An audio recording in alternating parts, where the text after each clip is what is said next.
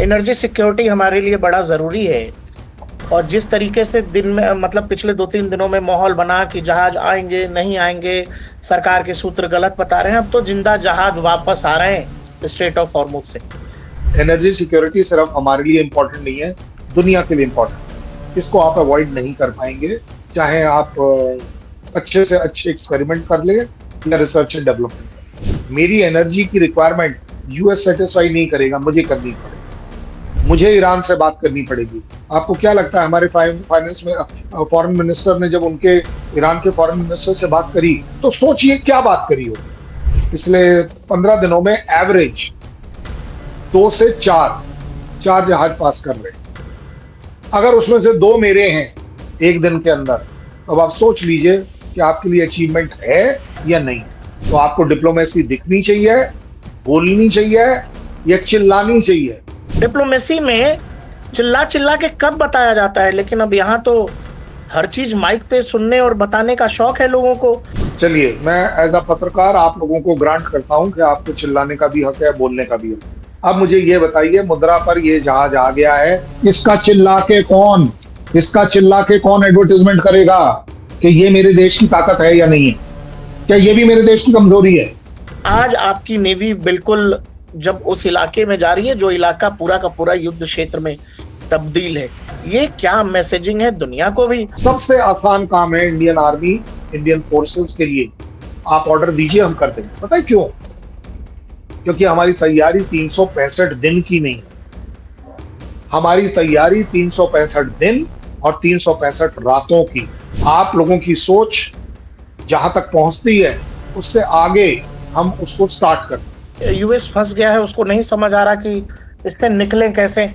US जैसी country इतनी आसानी से नहीं फंसती, लेकिन वो दूसरों को फंसाती है। नमस्कार, आप देख रहे हैं डीएनपी इंडिया, मैं हूं प्रकाश ललित और हमारे साथ हैं कर्नल शैलेंद्र सिंह। सर बहुत-बहुत शुक्रिया एक बार फिर से हमें जॉइन करने के लिए। शैलेंद्र सर, जय हिंद, नमस्कार। कहानी तो आपको पता ही है। बात ये है शैलेंद्र सर कि एक चीज़ हमें समझाइए कि चूँकि एनर्जी सिक्योरिटी हमारे लिए बड़ा ज़रूरी है और जिस तरीके से दिन में मतलब पिछले 2-3 दिनों में माहौल बना कि जहाज आएँगे, नहीं आएँगे, सरकार के सूत्र गलत बता रहे हैं, अब तो ज़िंदा जहाज वापस आ रहे हैं स्ट्रेट ऑफ हॉर्मुज़ से। ईरान ने कह दिया कि भई भारत हमारा भाई है, इज़राइल भी कहता है भारत हमारा भाई है और भारत के गैस टैंकर्स हों, ऑयल टैंकर्स हों, वो सब जो हैं तमाम प्रोपेगेंडा नैरेटिव वॉर के बाद, वो सब भारतीय पोर्ट्स पर आ रहे हैं। आपका लंबा समय रहा है भारतीय सेना में, आप लंबे समय से भाई हमसे भी ज़्यादा और उम्र में भी तो ज़्यादा अनुभव तो है ही, देश दुनिया आपने ज़्यादा देखी है, सरकारें भी आपने बहुत देखी होंगी। सर ज़रा इसका महत्व तो हमें समझाइए और इससे पहले भी कोई घटना ऐसी आपको याद हो जिस समय भारत ने अपने स्ट्रेटेजिक ऑटोनॉमी को इस तरह से दिखलाया हो, कोई ऐसा मौका जो आप बताना चाहेंगे तो प्लीज़ हमारे दर्शकों को बताइए और अभी जो आप देख रहे हैं इसका ज़रा क्या महत्व है? क्या इसका मैसेज है? ये भी ज़रा समझाइए। जय हिंद, नमस्कार। सर, मैं प्रतीक जी आपको एक ही बात बता पाऊंगा। एनर्जी सिक्योरिटी सिर्फ हमारे लिए इम्पोर्टेंट नहीं है, दुनिया के लिए इम्पोर्टेंट है। पानी से ज्यादा इम्पोर्टेंट है, मैं तो ये भी कह रहा हूँ, पानी से ज्यादा। क्योंकि आज की तारीख में उस पानी को जमीन से निकालना, उस पानी को साफ करना, उसको ये करना, उसको वो करना, ये बिना एनर्जी के हो नहीं सकता। ऑल्टरनेट मेजर्स कितने भी लगा लीजिए, चाहे विंड मिल्स लगा लीजिए, सोलर लगा लीजिए, ये सब आपकी एनर्जी की रिक्वायरमेंट को पूरा जरूर करते हैं, कॉम्प्लीमेंट करते हैं, लेकिन बेसिक नीड आपकी एनर्जी की रह जाती है, जो कि डिपेंडेंट डेफिनेटली होगी क्रूड ऑयल और नेचुरल गैसेस के ऊपर। इसको आप अवॉइड नहीं कर पाएंगे, चाहे आप अच्छे से अच्छे एक्सपेरिमेंट कर ले या रिसर्च एंड डेवलपमेंट कर ले। आपने एक बात कही है, ईरान और इजराइल हमें भाई समझते हैं। मैं आपको बड़ी जिम्मेदारी से बता रहा हूं, कोई किसी का भाई नहीं है, कोई किसी का दुश्मन नहीं। कहीं कोई दुनिया में किसी भी तरह की भाईबंदी नहीं है। सिर्फ भाईबंदी है तो अपने कंट्रीज के इंटरेस्ट की। मैं, मेरा देश अगर ईरान के साथ ट्रेड करता है, चाबहार करता है और उनके लिए एक मिडिल ईस्ट के अंदर से जो कनेक्टिविटी देता है, उससे उन्हें रेवेन्यू मिलना था या मिलेगा। यारी दोस्ती भाईबंदी इस बात की है, हम कमाएं, वो कमाएंगे। हमसे पहले वो कमाएंगे। वहां पर आपको चीज, इसराइल इसराइल को मालूम है, ऐसा नहीं है कि इसराइल आपके ऊपर कहीं कोई खैरात बांट रहा है या आपके दोस्ती का कोई बहुत बड़ा कर रहा है। कोई भी कंट्री, मैं किसी को क्रिटिसाइज नहीं कर रहा, मैं आपको रियलिटी से फेस टू फेस कराने की कोशिश कर रहा हूँ। हम उससे हथियार खरीदते हैं, पैसे देते हैं, हम इंटरनेशनल फोरम्स में उसके साथ चलते हैं, हम टेररिज्म पर उसके साथ बिल्कुल 200% एग्री करते हैं, इसलिए उसके और हमारे रिलेशन अच्छे हैं, एक दूसरे पर डिपेंडेंट है। मेरे रिलेशन यूएस से कब खराब हुए पहले तो ये बता दीजिए मुझे। लोगों का कहना कुछ भी है, लोग कुछ भी कहते रहे, यूएस से खराब किस बात पर? भाई उसका स्टेट ऑफ आर्ट जीई का जो इंजन हमारे एयरक्राफ्ट जो बनने हैं उसके लिए मिल रहा है। क्योंकि आपको मैं सीधे बताता हूं, एग्जाम्पल और प्रूफ के साथ, क्योंकि आजकल प्रूफ का जमाना है। लोगों ने कहा और अभी भी कह रहे हैं कि हमें 30 दिन की ऑयल परचेज की परमिशन दी गई है। परमिशन वर्ड के ऊपर काफी कहा जा रहा है कि हमारी फॉरेन पॉलिसी है, हमने बेच दी है, गिरवी रख दी है, पता नहीं क्या क्या बातें कही जा रही। मैंने ऑयल खरीदना रशिया से कभी बंद नहीं किया था। अगर हम रिसर्च कर लें इसके बिल्कुल ऊपर ठीक कह रहे आपको हैं आप। पता चल जाएगा। लेकिन लेकिन ये बात भी सच है कि कुछ हद तक बंद किया था। मैं मना तो नहीं कर रहा, कुछ हद तक बंद किया। रिलायंस ने बिल्कुल टोटल बंद कर दिया था। क्यों? क्योंकि रिलायंस एक प्राइवेट प्लेयर है, वर्ल्ड का, इंडिया का नहीं, वर्ल्ड का। और अगर किसी भी तरह से यूएस ये देखता है कि रिलायंस, तो वो वर्ल्ड वाइड उसको ब्लैकलिस्ट करता है, सैंक्शंस लगाता है। उसके ट्रेड इंटरेस्ट सिर्फ रशिया के ऑयल खरीदने से नहीं है, उससे आगे बढ़ चढ़कर है, काफी ज्यादा बढ़ चढ़कर। सो इसलिए मैं कहूंगा कि उसका, और उसका रिजल्ट देखिए, इसको बोलते हैं दूरदृष्टि। दूरदृष्टि देखिए, जो आपको और मुझे नहीं पता थी। सडनली न्यूज आ गई कि यूएस से दुनिया की सबसे बड़ी रिफाइनरी किसके साथ लगा रहा है? कोई यूएस की कंपनी के साथ नहीं लगा रहा, वो सिर्फ और सिर्फ भारत की रिलायंस के साथ कर रहा है। अब कौन किसका दुश्मन है, कौन किसका नहीं, अब आपको आंक लीजिए। तो जब इंटरेस्ट की बात आती है, हर देश का हक बनता है कि वो अपना इंटरेस्ट सेफगार्ड करे। मेरी एनर्जी की रिक्वायरमेंट यूएस सेटिस्फाई नहीं करेगा, मुझे करनी पड़ेगी, मुझे ईरान से बात करनी पड़ेगी। आपको क्या लगता है हमारे फाइनेंस में फॉरेन मिनिस्टर ने जब उनके ईरान के फॉरेन मिनिस्टर से बात करी, तो सोचिए क्या बात करी होगी? ये बात करी होगी कि मेरे यहाँ प्रॉब्लम है, उसको क्या मतलब? आप ये बात करी होगी कि जनाब कौन से कितने बम आपके किधर गिरे और कहा आपने कितने गिरे? आपको लगता है ये बात हुई होगी? मेरे हिसाब से एक दो टूक बात सिर्फ यही हुई होगी कि जनाब, हमारी एनर्जी जो आपके हॉर्मूज से पैसेज करती है, क्या उसके ऊपर हम आपस में इसके लिए कोई अच्छा सॉल्यूशन निकाल सकते हैं? उन्होंने हाँ कर दी, आपका जहाज आ गया। और ये शुरुआत है, ये एब्सोल्यूट शुरुआत है। मैं आपको अगेन बोल रहा हूं, हमारे तकरीबन 27 जहाज इस पार उस पार अटके हुए हैं। हर जहाज का अटकना अपने आप में उसकी कॉस्ट को ऊपर ले जाता है, उसकी इंश्योरेंस को ऊपर ले जाता है।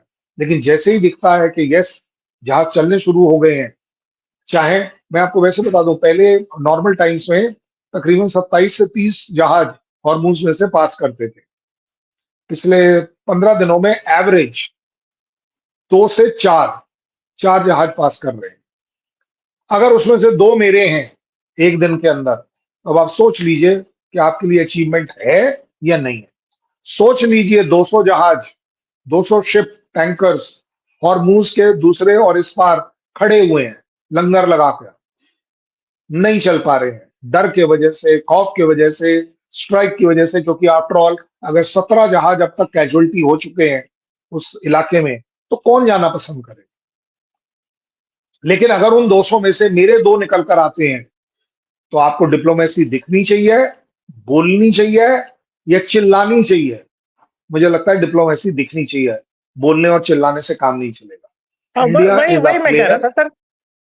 बहुत सारे पत्रकार ऐसे हैं कि अरे ईरान ने कुछ नहीं कहा, ईरान ने मना कर दिया, अरे भारत कुछ नहीं बोल रहा है, भारत की एमईए तो कह रही जी हम बात करें। मैं कह रहा हूं कि अगर जिंदा जहाज आपके मुंबई बंदरगाह पर आ गए, तो इससे बड़ा सबूत क्या चाहिए मेरे भाई? कोई भी मंत्रालय या कोई देश क्या बताएगा? उस इलाके से अगर जहाज आ रहे हैं, मतलब डिप्लोमेसी में चिल्ला चिल्ला के कब बताया जाता है, लेकिन अब यहाँ तो हर चीज माइक पे सुनने और बताने का शौक है लोगों को, और वो मानते हैं कि जो चीज माइक पर नहीं हो रही है उस चीज का वजूद ही नहीं है। चलिए, मैं एज अ पत्रकार आप लोगों को ग्रांट करता हूं कि आपको चिल्लाने का भी हक है, बोलने का भी हक है। मान चिल्ला लीजिए जिसको चिल्लाना है। अब मुझे ये बताइए, बड़े सीधे सीधे शब्दों में बात करूंगा। अब मुझे ये बताइए, मुद्रा पर ये जहाज आ गया है, इसका चिल्ला के कौन, इसका चिल्ला के कौन एडवर्टाइजमेंट करेगा कि ये मेरे देश की ताकत है या नहीं है? क्या ये भी मेरे देश की कमजोरी है? भाई इसका भी तो फिर मुझे हक बनता है ना, और आपका कर्तव्य बनता है। आपका हक बनता है कि एलपीजी से रिलेटेड थोड़ी सी किल्लत हुई, थोड़ी सी ब्लैक मार्केटिंग हुई, अनसर्टेनिटी आई, डर आया, खौफ आया, आपने उसे दबा के बड़ा चढ़ा के बताया। चाहे वो मीडिया हो, ऑपोजिशन पार्टी हो, पॉलिटिक्स हो, मुझे नहीं पता कौन हो, मेरा इन तीनों से कोई संबंध नहीं। मैं सीधे सीधे आप लोगों के साथ बात करता हूं और पूछ रहा हूं। आपको मैं क्रेडिट देता हूं कि आपने समय पर अपने हक का, अपने अधिकारों का प्रयोग किया। कर्तव्यों का कौन करेगा आज? आज ये सारे के सारे जो कल तक बोल रहे थे, एक लाइन तो बोली जा सकती है, देश के लोगों के अंदर एक फेथ दिया जा सकता है। 92,000 मेट्रिक टन, मतलब अगर इतनी एलपीजी आई है तो कम तो नहीं है, हालांकि बहुत कम है। 92,000 मेट्रिक टन जनरली अगर आप देख लें, बहुत, अगर आजकल हम कंजर्वेटिव इस्तेमाल करें तो 2 दिन की है मेरे पूरे देश की रिक्वायरमेंट। 2 दिन की शुरुआत है। अब ये मत बोल दीजिएगा लो जी किया तो क्या किया, सिर्फ 2 दिन का किया।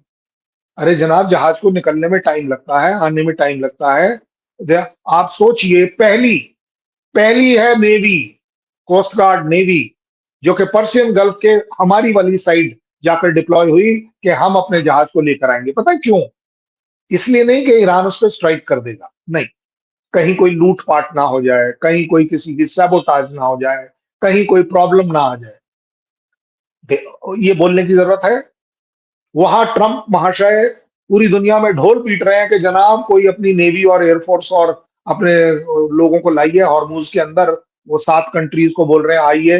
वो तो आज सबसे बड़ी बात है, चाइना को भी बोल रहे हैं कि आप भी आइए और इसको हॉर्मूज को सेफ कर दीजिए।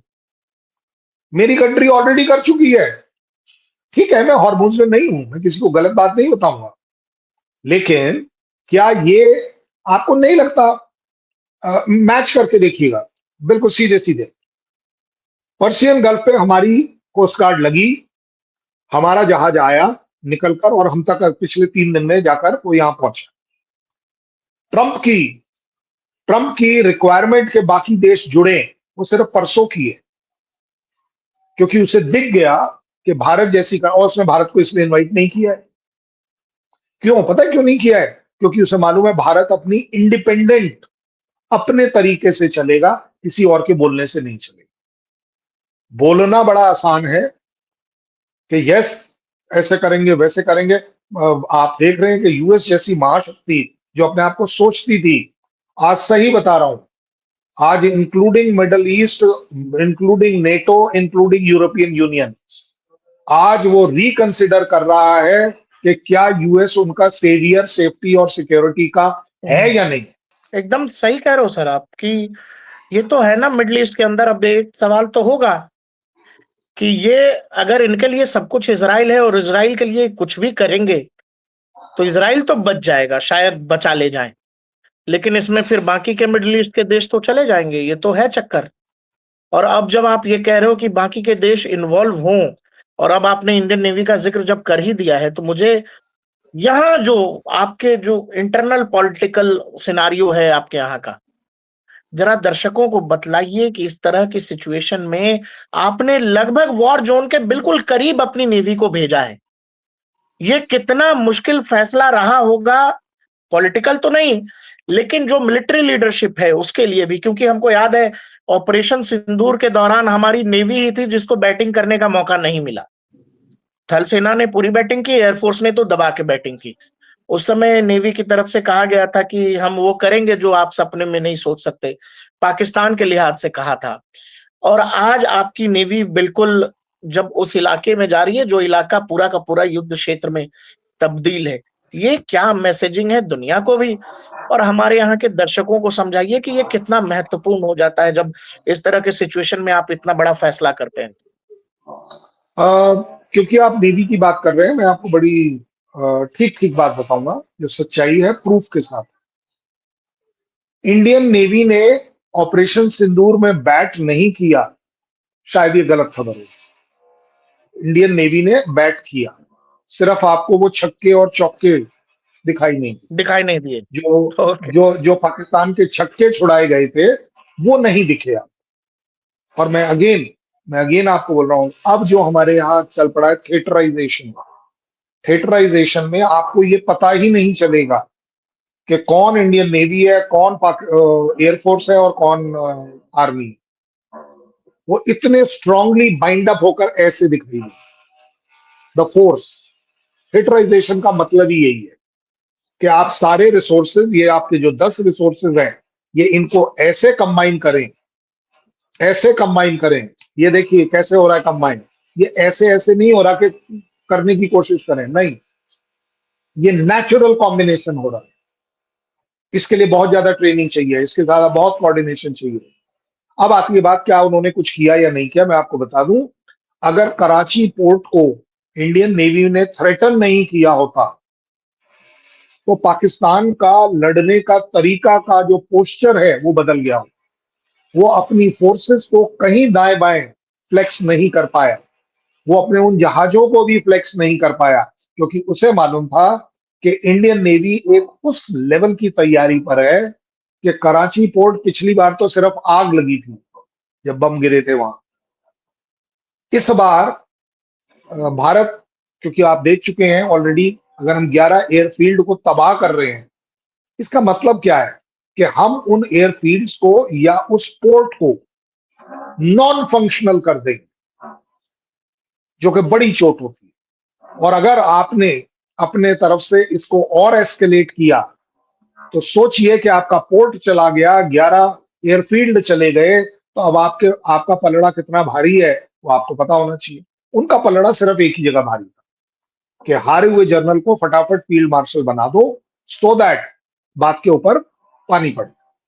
अब आगे बात कि नेवी और आर्मी के लिए कितना डिफिकल्ट रहा होगा पर्शियन गल्फ के हमारे वाली साइड तक जाना, डिप्लॉय करना। सबसे आसान काम है इंडियन आर्मी, इंडियन फोर्सेस के लिए। आप ऑर्डर दीजिए, हम कर देंगे। पता है क्यों? क्योंकि हमारी तैयारी 365 दिन की नहीं है। हमारी तैयारी 365 दिन और 365 रातों की। ये मैं आपको अपने तरफ से बड़ी जिम्मेदारी की स्टेटमेंट दे रहा हूं।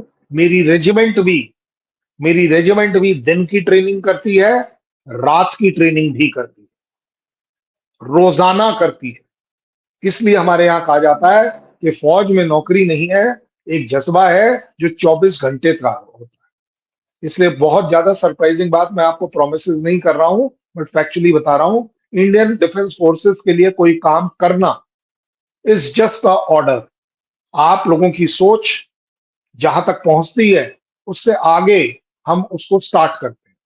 हमारा स्टार्ट उस तक है। पॉलिटिकली सोचता होगा कि जी लड़ाई करनी है, मुझे ये नहीं देखना होता कि मुझे लड़ाई करनी है, मुझे देखना होता है खत्म कैसे करूंगा, किस जगह पर करूंगा, किस टर्म्स पे करूंगा। इस समय अगर हॉर्मूज की लड़ाई में बिना पढ़े, पढ़ना नहीं है, क्योंकि एक बार आप अंदर आ गए तो निकलोगे कैसे, वो पहले सोचना है।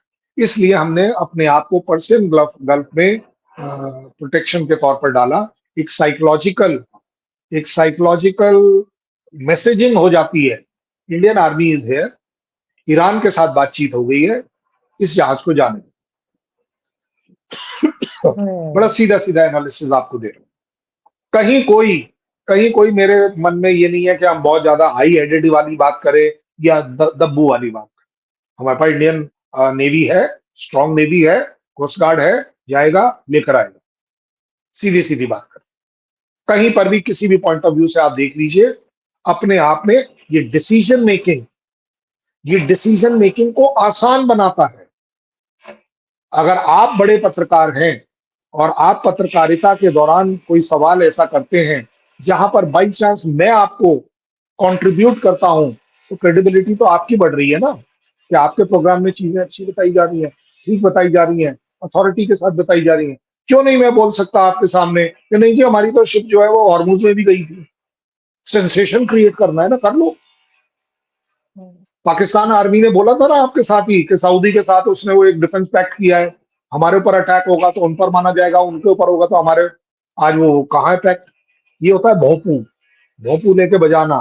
आप जब बजा लेते हैं तो आप ऐसा बुरी तरह से फंसते हैं कि अब आपको ये नहीं पता किस साइड आओ। हम यूक्रेन की साइड भी थे, हमारा प्राइम मिनिस्टर गया था।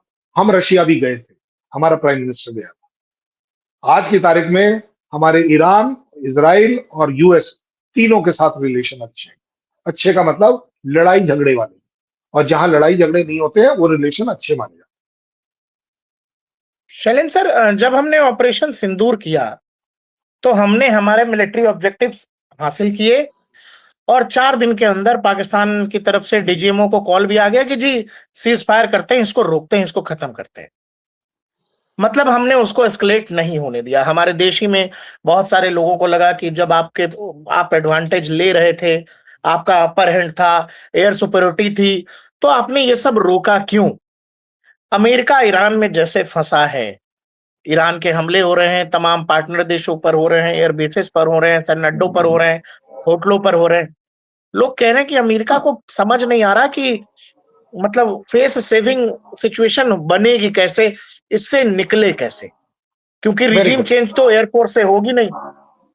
तो ये जरा समझाइए कि इसीलिए अब लोग कह रहे हैं कि जो ऑपरेशन सिंदूर बेहतरीन उदाहरण था कि आप कैसे अपने मिलिट्री ऑब्जेक्टिव्स को हासिल करें और चीजों को एस्केलेट होने से रोक दें, जो भारत ने दिखाया। और अमेरिका वहां फेल हो गया है, ईरान।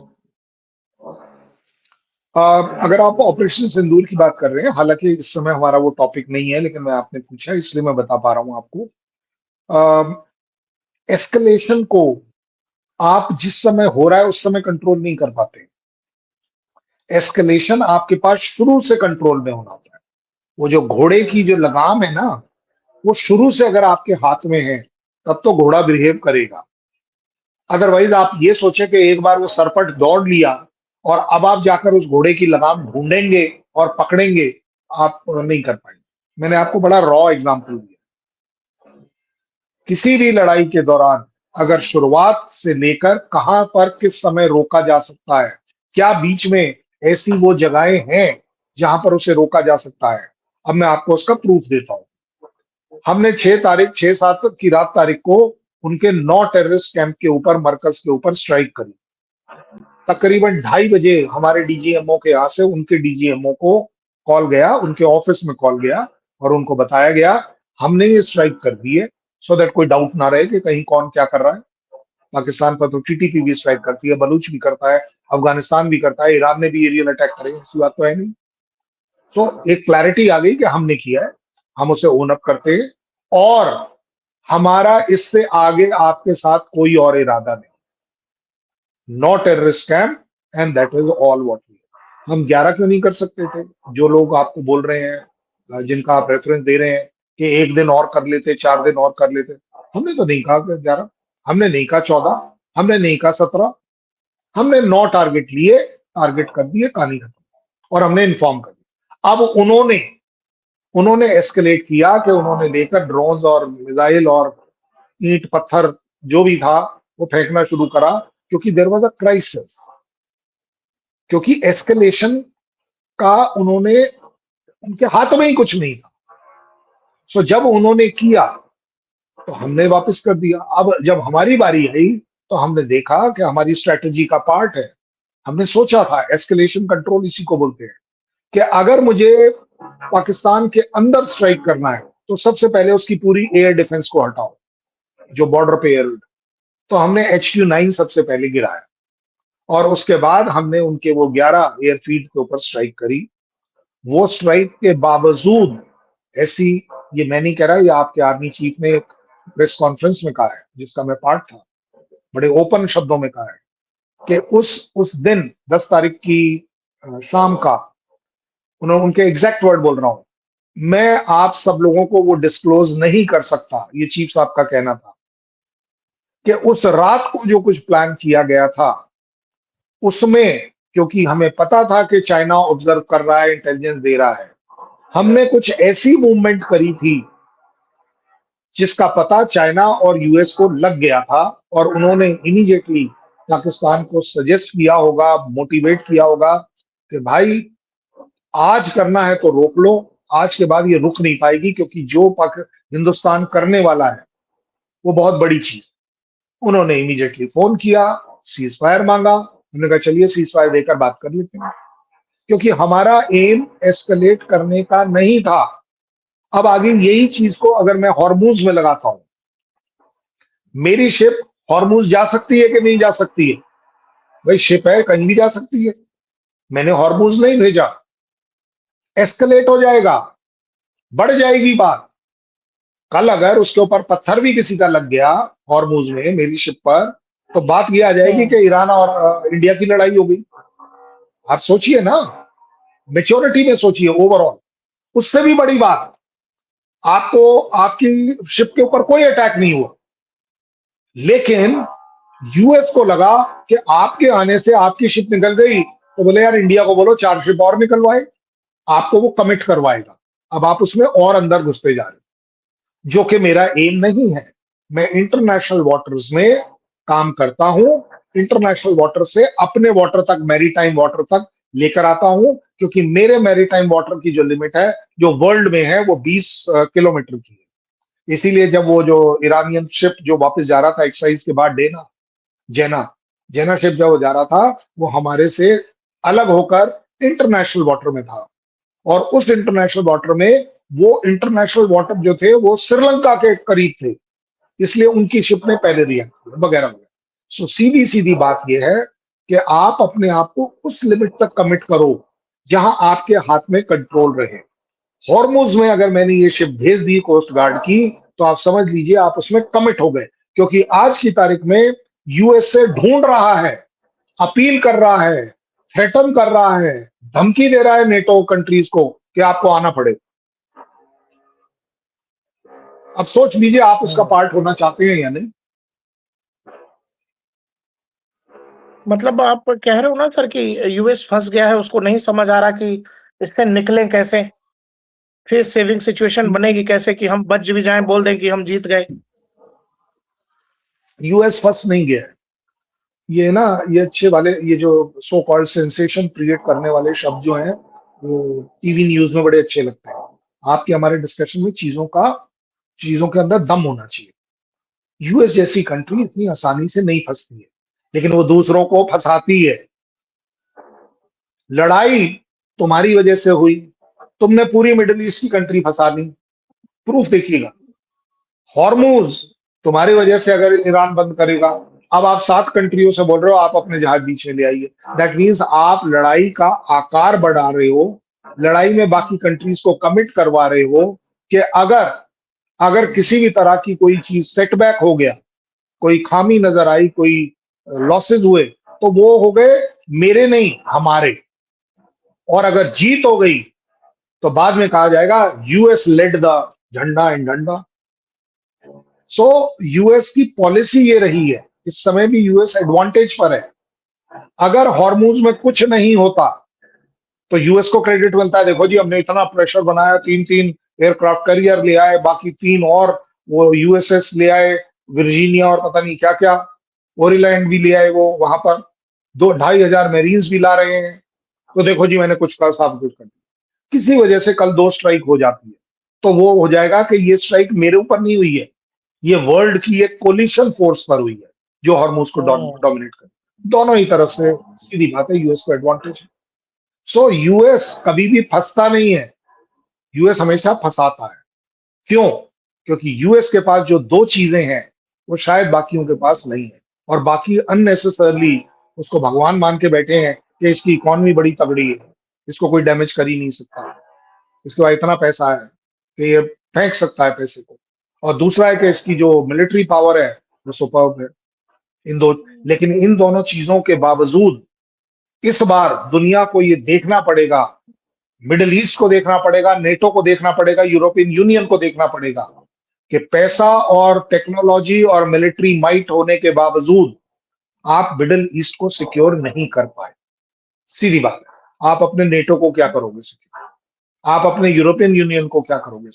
और इसीलिए आप जगह जगह पाते हैं यूरोपियन यूनियन और नेटो के कंट्रीज कई बार कई जगहों पर, ज्यादातर जगहों पर यूएस के खिलाफ पाए जा रहे हैं, क्योंकि उन्हें दिख रहा है कि सिर्फ मलाई इसकी और छाछ हमारी, वेल, दुनिया को ये मंजूर नहीं।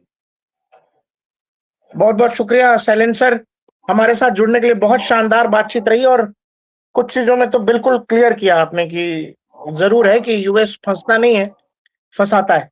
बहुत बहुत धन्यवाद सर, ऐसे ही जुड़ते रहेंगे हम लोग लगातार अलग अलग विषयों पे। थैंक यू सर, जय हिंद। बहुत बहुत धन्यवाद। जय हिंद, नमस्कार।